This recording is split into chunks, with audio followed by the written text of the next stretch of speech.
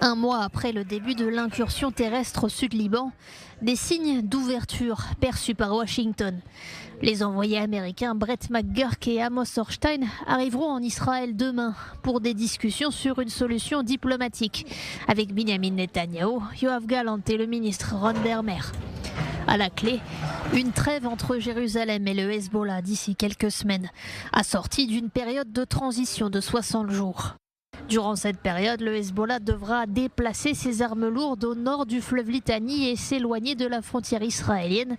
L'armée libanaise déploiera près de 8000 soldats le long de la frontière. Les forces israéliennes se retireront progressivement du côté israélien.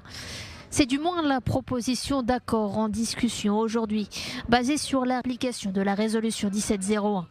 Israël a transmis ses conditions à Washington il y a 2 semaines. C'est aujourd'hui le Hezbollah qui publie ses exigences dans le journal libanais Al-Akhbar. La résistance continue d'affirmer son soutien à Gaza et ne croit pas que l'ennemi ait l'avantage d'imposer ses conditions ou d'amender la résolution 1701. Elle n'a pris aucun engagement pour déconnecter le front libanais du front de Gaza. L'organisation terroriste l'affirme, Israël entend continuer son escalade. Côté israélien pourtant, une conviction qu'après les coups portés au Hezbollah ces 2 derniers mois, ce dernier est enfin prêt à se déconnecter du Hamas à Gaza.